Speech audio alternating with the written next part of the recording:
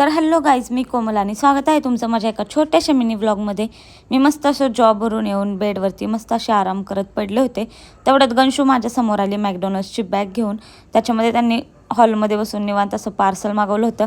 त्यांना खूप खायचा क्रेज असतो आणि ती मला अशी सांगत होती की तू बर्गर किंगला असून कधी आम्हाला बर्गर चारत नाही, पण आम्ही मॅकडॉनल्ड्स तरी खाऊच खाऊ, कारण की आमच्या नियर बायलाच ते आहे।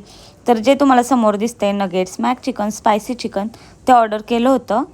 मग मी पण त्यांना जॉईन केलं आणि थोडंसं खाऊनच घेतलं, कारण की बऱ्याच दिवसांनी मी पण मॅकडॉनल्ड्स खात होते। आणि असं काय नाही की मी फक्त अनहेल्दी फूड खाते, मी हेल्दी पण खाते।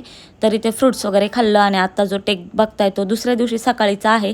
जॉबवर जाताना असं काहीच जुगाड करत करत मला खात पीत जावं लागतं, कारण की नंतर तिथे गेल्यानंतर टाईम नाही मिळत, खूप जास्त काम असतं। म्हणून जॉबवरून थकून नंतर घरी येण्यासाठी निघाले, ट्रेनमध्ये बसले होते तर खूप जास्त भूक लागलेली, कारण की आज टिफिन नव्हता नेला। मग मस्त असं इडली सांबार घेतल्या काकांकडनं, ज्यांच्याकडनं मी नेहमी घेत असते कधी भूक लागली तर। घरी येऊन पाहते तर मामाची पोरगी म्हणजेच प्रगती आली होती। तसं तर ती लवकरच आलेली, पण माझी तिची भेट नसती झाली म्हणून ती माझी वाट पाहत तिथं बसली होती। आणि मम्मीचं चाललेलं त्यांच्यासाठी स्वयंपाक।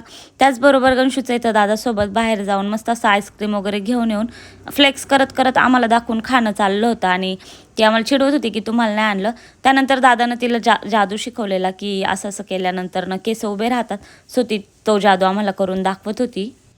त्याचसोबत दिवसभर घरामध्ये पाहुणे होते, त्यामुळे शीतलने इथे चिकन पुलाव बनवलेला। पण प्रगती व्हेज खाणार नॉनव्हेज खाणार नव्हती, म्हणून तिच्यासाठी व्हेजचा जेवणाचा प्लॅन केलेला मम्मीने, आणि आमच्यासाठी होतं हे नॉनव्हेज। सो असं संपला आजचा दिवस। थँक्यू।